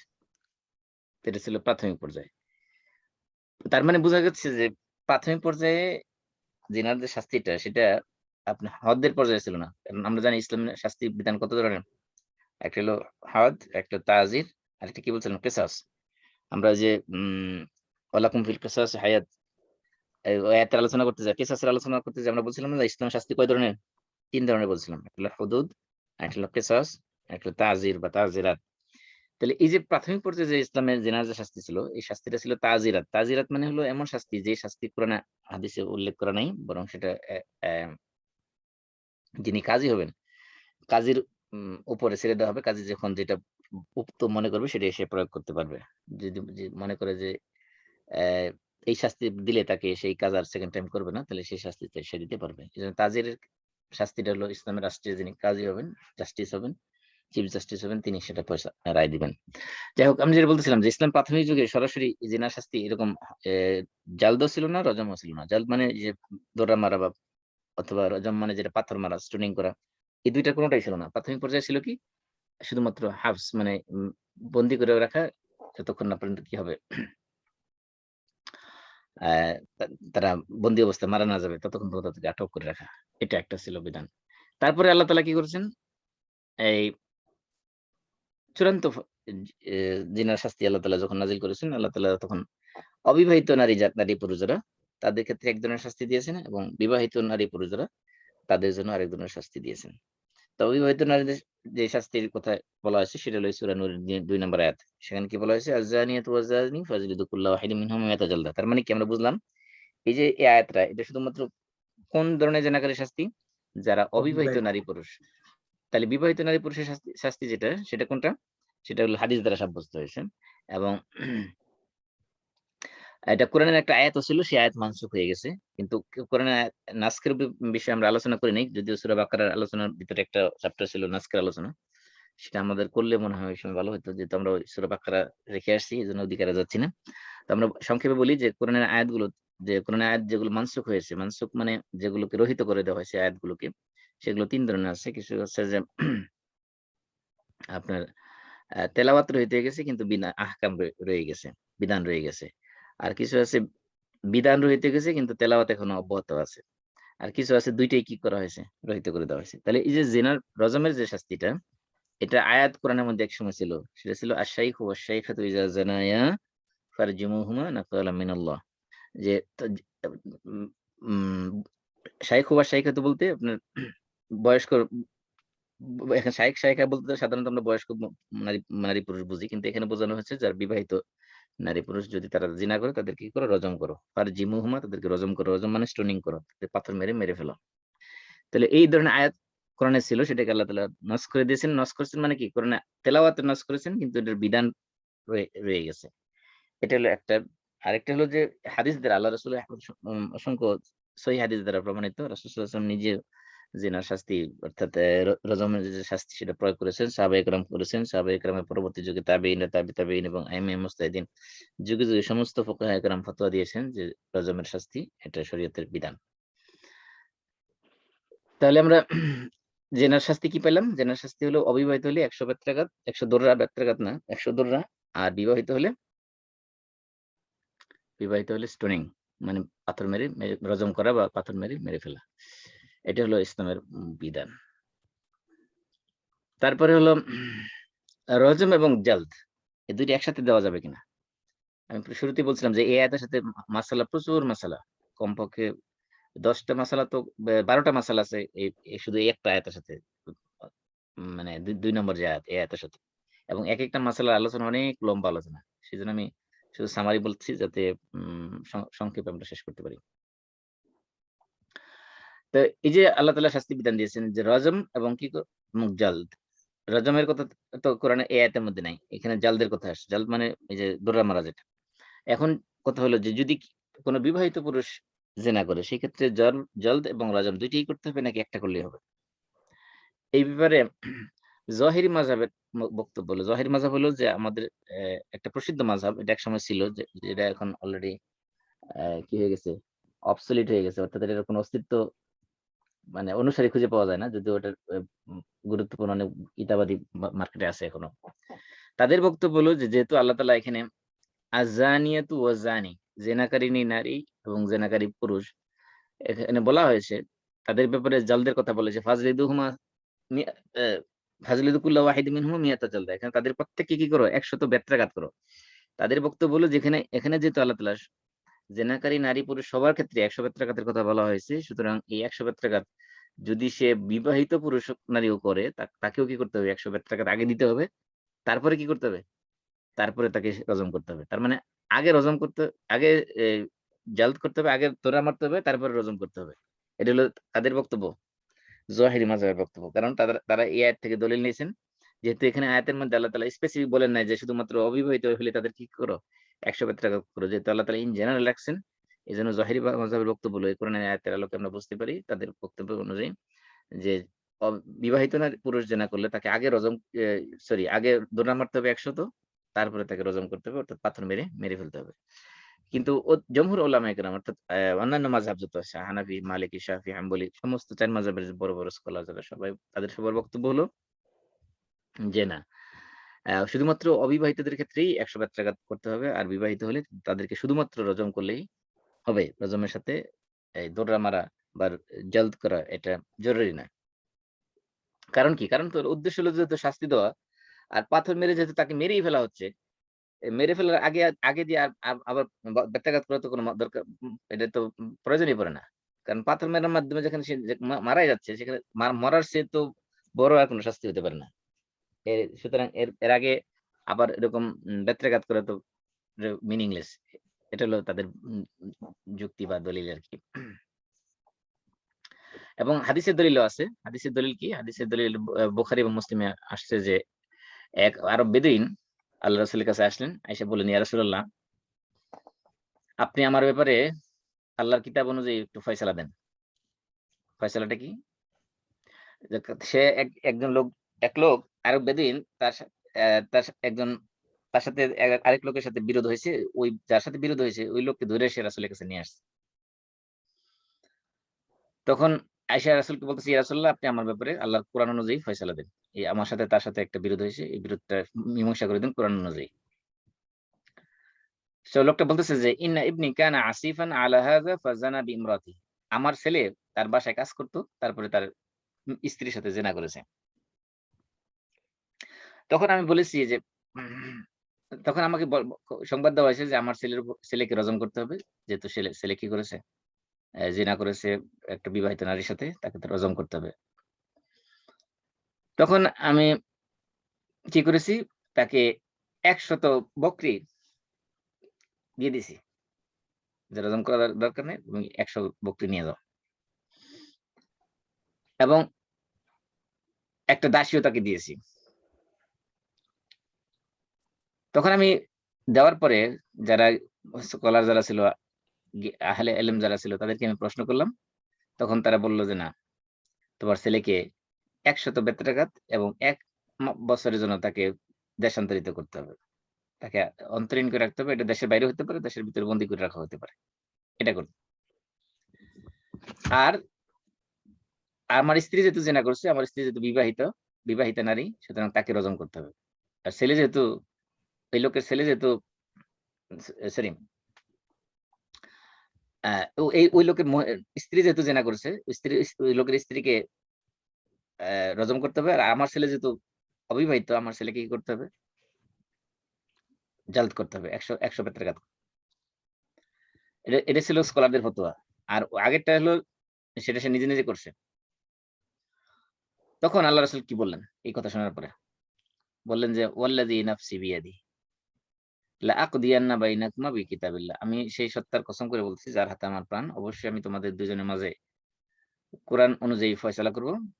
তুমি যে সকল বকরি তাকে দিয়েছো, এগুলো তুমি ফিরিয়ে নিয়ে আসো, আর তোমার ছেলের উপরে 100 বেত্রাঘাত হবে, এবং মিয়াতু জালদা ও তাগরিব আমিন, এবং 1 বছরের জন্য তাকে দেশান্তরিত করতে হবে। আর কি করবে? আল্লাহ রাসূল পরে ঘোষণা দিলেন, ওয়াকদু ইয়া উনাইস ইলা ইমরাতি হাযা। উনাইস অর্থাৎ আনাস রাদিয়াল্লাহু আনহুকে আল্লাহ রাসূল আদর করে উনাইস ডাকতেন।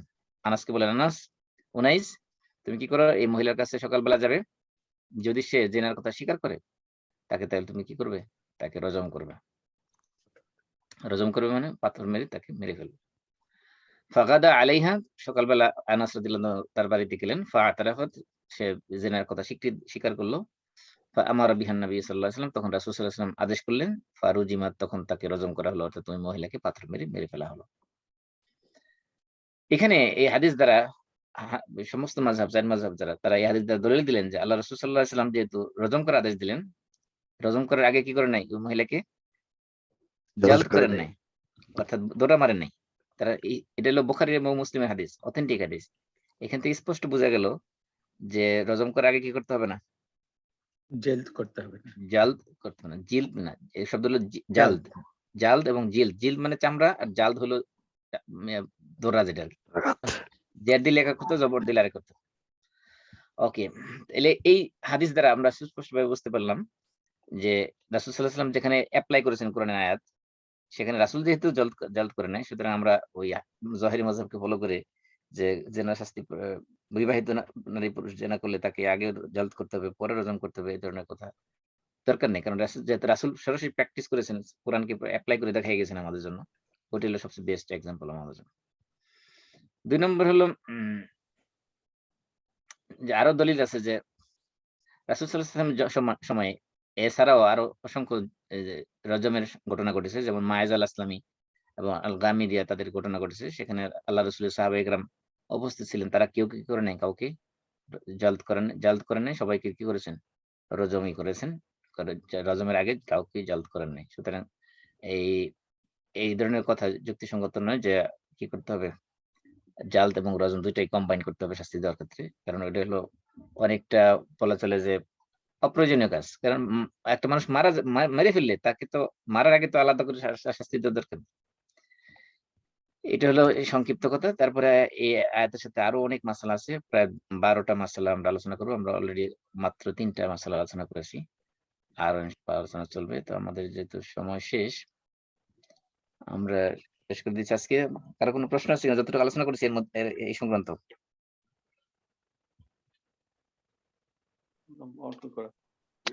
ওয়ালাইকুম আসসালাম ওয়া রাহমাতুল্লাহ। মোজাম্মেল বলছিলাম, সুন্দর আলোচনা শুনলাম।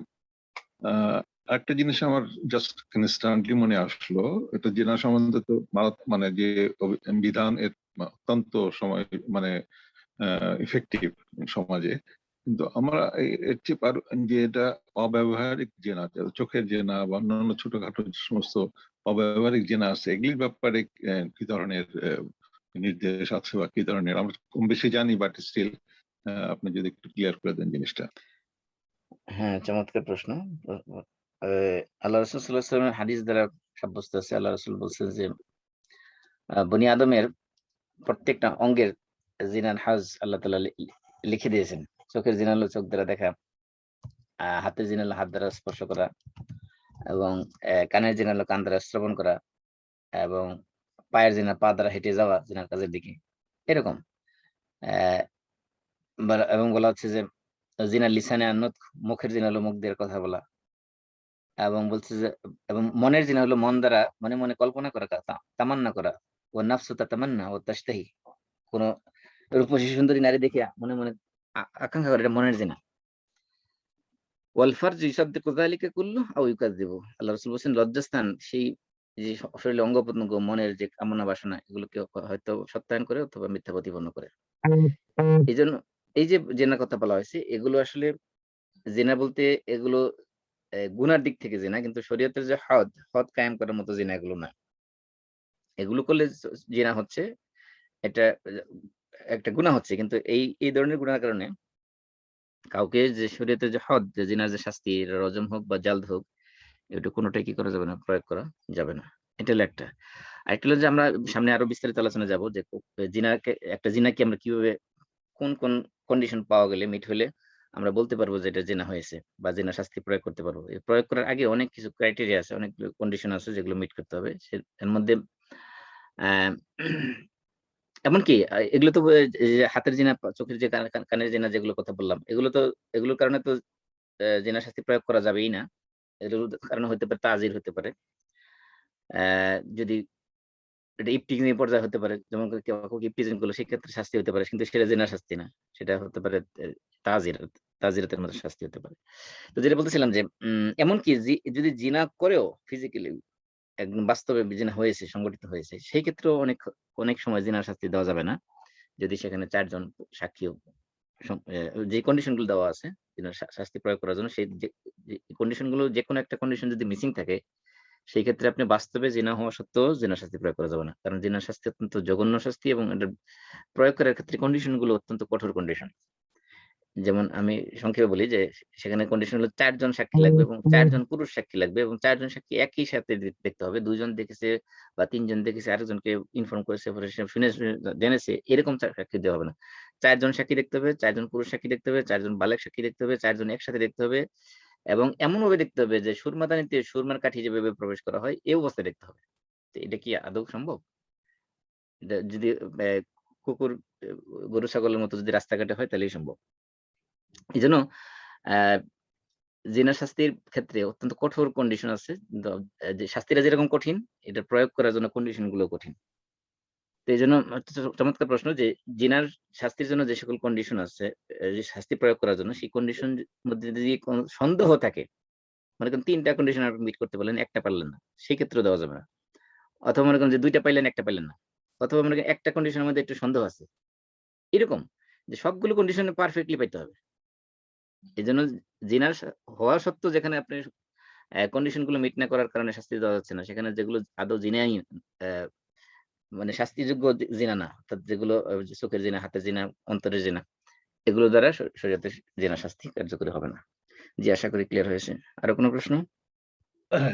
আর এগুলার তো হচ্ছে একটা পরকালের শাস্তি তো ব্যাপারটা বলা হয়েছে যে চোখের হ্যাঁ, হ্যাঁ, পরকাল শাস্তি জিনার। মাসুম ভাই, আমি প্রশ্ন না, আমার একটা পরামর্শ আগে।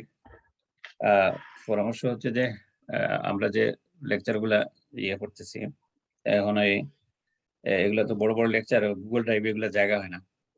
এরপরে সমস্যা হচ্ছে, আমি কাছ থেকে শুনেছি আমাদের এজাজ ভাই, এই জন্য আমাদের একটা হার্ড ড্রাইভ যদি আমরা কিনি আর কি, যে সব লেকচার গুলাই ওটার ভিতরে থাকলো, প্রয়োজন এরপরে আমরা তো এডিট করে প্রয়োজনে আমরা প্রচার। হার্ড ড্রাইভ না কিনে আপনি গুগল ড্রাইভে আপনি স্পেস কিনলে হয়। হ্যাঁ, গুগল ড্রাইভে ওইখানে স্পেস কিনে নিলে ওইখানে আপনি সেভ করবে অটোমেটিক। অ্যাকচুয়ালি কারণ হার্ড ড্রাইভ কিনলে আপনি যে কোনো সময় ক্র্যাশ করতে পারে, নষ্ট হয়ে যেতে পারে। কিন্তু আপনি গুগল ড্রাইভে যদি রেখে দেন একটা স্পেস কিনে, ওইটা পরে একটা সমস্যা আছে, সেটা হলো আপনি বছরে বছরে রিনিউ করতে হবে। এটা অবশ্য ব্যবস্থা করা হয়ে গেছে মাসুম ভাই, ফারুক ভাই। জি, এটা আমাদের 100 জিবি অলরেডি ব্যবস্থা আছে, ইনশাল্লাহ। এটা মানে 2000 লেকচার ওখানে জমবে। এখন পর্যন্ত 106টা হয়েছে। আলহামদুলিল্লাহ। আলহামদুলিল্লাহ।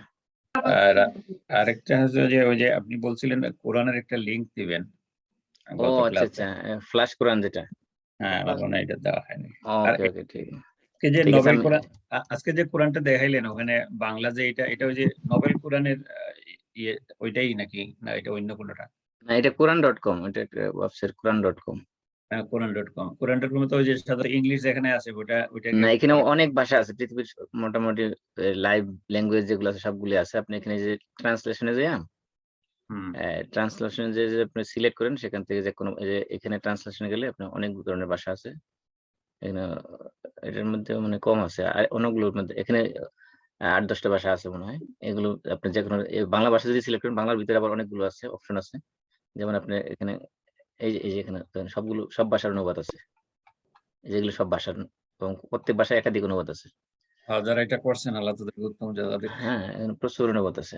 এই ইংলিশ অনুবাদ প্রায় 12-14টা আছে এখানে। ওটা 1 2 3 4 5 6 7 8 9 10 17 18টা আছে এখানে। বাংলা আছে প্রায় ওটা 1 2 3 4টা বাংলা অনুবাদ আছে। এগুলো সুবিধা হলে আপনি এগুলো এখান থেকে কপি পেস্ট করতে পারবেন। আপনি যদি কোনো বই টেক্সট বুক কোনো বই লেখার পরিকল্পনা থাকে এখান থেকে অনুবাদগুলো আপনি সরাসরি ইংলিশ গুলো বা বাংলা আপনি এখান থেকে নিয়ে টাইপ সরাসরি পেস্ট করে দিতে পারলেন, আপনার টাইপ করা লাগলো না, টাইপ করার যে সময় নষ্ট হলো না। আচ্ছা, আমি ফ্ল্যাশ কোডটা আমি ওই কিউএলপি গ্রুপে শেয়ার করে দিচ্ছি ইনশাআল্লাহ। জি, আর কোনো প্রশ্ন? মাসুম ভাই, আমার একটা কোয়েশ্চেন ছিল। আসসালামু আলাইকুম। ওয়ালাইকুম আসসালাম ওয়া রাহমাতুল্লাহ। এটা কি ঠিক সম্পূরক কিনা জানি না, কিন্তু কথাটা আপনি উঠিয়েছিলেন সেটা হলো ওই যে আপনাকে একজন ভাই বোধহয় তার ছেলের মেয়ের সম্পর্কে বলেছেন। তো এরকম কিছু কিছু প্রবলেম আমরাও ফেস করছি। তো এটা কিভাবে, how we can tackle it, যে there are so many don'ts in Islam, so why shall we follow Islam, এটা আমরা কিভাবে ট্যাকেল দিতে পারি? আপনি কি ইন শর্ট কিছু পয়েন্ট সাজেস্ট করবেন কাইন্ডলি? প্রথম কথা হলো যে এটা একটা চ্যালেঞ্জিং কোশ্চেন, বিশেষ করে এই দেশে যারা নর্থ আমেরিকাতে বা ইউরোপ আমেরিকাতে যারা বর্ন এন্ড বোর্ড আপ যে সকল বাচ্চা, তাদের জন্য একটা খুব একটা বড় ধরনের প্রশ্ন। বিশেষ করে যারা মানে ফ্রি থাকতে চায়, কোনো বাইন্ডিংস এর মধ্যে যাইতে চায় না, তাদের জন্য এটা বড় প্রশ্ন। তাদেরকে কনভিন্স করাটাও একটা চ্যালেঞ্জ। সেজন্য প্রথম কথা হলো যে বাচ্চাদের মনের মধ্যে ছোটবেলা থেকেই তাদের প্রতি ইসলাম কি, ঈমান কি, এগুলো ভালো করে তাদের অন্তরের ভিতরে ঢুকাইতে হবে। এবং আমরা আমাদের মানুষ হিসেবে আমার পরিচয় কি? আমি আল্লাহর গোলাম।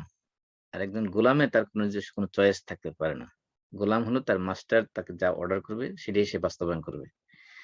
তাই প্রথমে তো হলো যে বাচ্চাদের মধ্যে ছোট বয়স থেকেই তার ভিতরে আল্লাহর ভয়, পরকালের ভয় এবং এই আমার দুনিয়ার জীবনটা যে এটা এটা শেষ জীবন নয়, বরং দুনিয়ার জীবনটার শেষে আমাদের একটা অনন্ত জীবন রয়েছে। সেই জীবনে আমরা সুখী হতে চাই। দুনিয়ার জীবনে আমাদের সুখটি মানে আল্টিমেট আমাদের টার্গেট নয়। আমাদের মেইন টার্গেট হলো পরকালের সফলতা। আর পরকালের সফলতা হলো আসল সফলতা। আল্লাহ বলছেন, ফামান যুহজিহা আনিন নারি ওয়া উদখিলাল জান্নাতা ফাকাদ ফাজ। যাকে জাহান্নাম থেকে মুক্তি দেওয়া হয়েছে এবং জান্নাতে প্রবেশ করা হয়েছে, সে হলো সফল কাম হয়ে গেছে, সাকসেস হয়ে গেছে। তো রিয়েল সাকসেস হলো পরকালের সাকসেস বা সফলতা। সেই জিনিসটাকে তাদের অন্তরের মধ্যে ঢুকাই দিতে হবে খুব ভালোভাবে, জোরালোভাবে, এবং কাজে কর্মের মাধ্যমে প্রমাণ করতে হবে যে আমরা আল্লাহর গোলাম, আল্লাহর দাস, আল্লাহর নির্দেশের বাইরে। আল্লাহ আমাদেরকে সৃষ্টি করেছেন তার গোলামি করার জন্য, তার ইবাদতের উদ্দেশ্য। ইবাদত মানেই তার গোলামি, তার নির্দেশ মেনে চলা। এবং যদি আমি আল্লাহর নির্দেশ মেনে চলি, তাহলে আমার দুনিয়াতে বেনিফিট কি, আখিরাতে বেনিফিট কি হবে, আল্লাহ তাআলা না মানলে দুনিয়াতে কি হবে, আখিরাতে কি হবে, এগুলো তাদের সামনে ফুটিয়ে তোলা। এতটুকু আমরা করতে পারি। এবং সবচেয়ে গুরুত্বপূর্ণ যেটা, তাদের জন্য আল্লাহর কাছে বিশেষ করে শেষ রাতে তাহাজ্জুদ করে আল্লাহর কাছে দোয়া করা, যে আল্লাহ রব্বানা হাব লানা মিন আজওয়াজিনা ওয়া যুররিয়াতিনা কুররাতা আ'য়ুন ওয়াজআলনা লিল মুত্তাকিনা ইমামা রব্বি হাবলি মিনাস সলিহিন রব্বি হাবলি মিন লাদুনকা যুররিয়াতান তাইয়্যিবা। এই ধরনের যে সকল সুন্দর সুন্দর দোয়া আল্লাহ তাআলা আমাদেরকে শিখিয়ে দিয়েছেন সন্তানের জন্য, সেগুলো তাদের জন্য করা। এবং তাদের রব্বি জাআলনি মুকিমাস সালাতি মিন যুররিয়াতি রব্বানা ওয়া তাকাব্বাল দুআ, ইব্রাহিম আলাইহিস সালাম যে দোয়া করেছেন, এরকম অসংখ্য দোয়া আল্লাহ তাআলা আমাদেরকে শিখিয়ে দিয়েছেন, সেগুলো করা। কারণ আমরা তো ইচ্ছা করলে আমাদের সন্তানকে আমাদের মতো করে গড়ে তুলতে পারবো না, আল্লাহ যদি তৌফিক না দেন। নূহ আলাইহিস সালাম একজন নবী ছিলেন। নবী হওয়া সত্ত্বেও উনি ওনার সন্তানকে দ্বীনের কথা বুঝাইতে পারেন নাই, ব্যর্থ হয়েছেন। ব্যর্থ হয়েছেন বলতে এই সেন্সে যে ছেলেকে তিনি চেষ্টা করেছেন ওনার পক্ষ থেকে, ওনার চেষ্টার কোনো ত্রুটি ছিল না, কিন্তু ওনার ছেলেকে তিনি দ্বীনের পথে আনতে পারলেন না। অর্থাৎ ছেলে কাফের হয়ে গেছে। একজন নবীর ছেলে যে এখানে কাফের থাকে, নূহ আলাইহিস সালামের স্ত্রী, তাকে তিনি কনভিন্স করতে পারলেন না। এবং লূত আলাইহিস সালামের স্ত্রীকে তিনি, লূত আলাইহিস সালাম একজন নবী হওয়া সত্ত্বেও পারলেন না। তাহলে আমরা তো একজন সাধারণ মানুষ, আমরা তো নবীদের মর্যাদা দ্বারের কাছেও নেই। সেই হিসেবে আমাদের সন্তান যে আমরা আলেম হয়েছি বা কোরআন হাদিস পড়েছি বলে আমাদের সন্তান যে একেবারে তুলসী পাতা হয়ে যাবে, এমনটা তো আমরা আশা করতে পারি, কিন্তু এটা কতটা সম্ভব হবে সেটা আল্লাহ তাআলা ভালো জানেন। সেজন্য আমরা সবচেয়ে গুরুত্বপূর্ণ যেটা করব সেটা হলো তাদেরকে সময় দেওয়া। তারা দেখা যায় যে পিতামাতার সাথে যতটা না তারা মিশে, যতটা না ফ্র্যাঙ্কলি কথা বলতে পারে, তার চেয়ে বেশি ফ্র্যাঙ্কলি তারা কথা বলে তাদের বন্ধু-বান্ধবের সাথে। আর বন্ধু-বান্ধব দ্বারা যখন তারা ইনফ্লুয়েন্সড হয়, প্রভাবিত হয়, তখন এই বন্ধু-বান্ধব তাদের মাথার ভিতরে এগুলো ঢুকায় দেয় যে তুমি ইসলাম মানলে তো তুমি এগুলো খাইতে পারবে না, তুমি এনজয় করতে পারবে না লাইফটাকে, তোমার একটা পর্দার ভিতরে তোমাকে বন্দী করে ফেলবে। তোমাকে মানে তাকে বোঝানো হবে যে ইসলাম হলো একটা মানে অবাস্তব জীবন, যে জীবন তুমি দুনিয়ার অন্যান্য কোনো মানুষের মধ্যে পাইবা না। মানে তাকে একটা যে ইসলামের প্রতি একটা ঘৃণা তার মধ্যে জাগায় দিবে, যদি সে এরকম নেগেটিভ মাইন্ডের কোনো বন্ধু সে পেয়ে যায়। এজন্য তাদেরকে কোয়ালিটি টাইম তাদের সাথে পাস করা, তাদেরকে সময় দেওয়া, তাদেরকে বোঝানো, সর্বশেষ বোঝানোর পাশাপাশি সবচেয়ে বেশি গুরুত্বপূর্ণ তাদের জন্য আল্লাহর কাছে দোয়া করা, প্লাস তাদেরকে সরাসরি কোরআনের সাথে কানেক্ট করা, যে ডেইলি কমপক্ষে যাতে তারা কোরআন অনুবাদ করে বুঝতে পারে, সেগুলোর জন্য চেষ্টা করা। আল্লাহ আমাদের সবাইকে তৌফিক দান করুক। জি, জাযাকাল্লাহ খাইরান মাসুম ভাই, জাযাকাল্লাহ। একটু তাহলে আমরা শেষ ফ্রেন্ডশিপ করে দিচ্ছি। সবাই আমরা কাফারাতুল মাজলিস পড়ি। সুবহানাকাল্লাহুম্মা ওয়া বিহামদিক আশহাদু আল লা ইলাহা ইল্লা আনতা আস্তাগফিরুকা ওয়া আতুবু ইলাইক। ওয়াসসালামু আলাইকুম ওয়া রাহমাতুল্লাহি ওয়া বারাকাতুহু। warahmatullahi wabarakatuh. ওয়ালাইকুম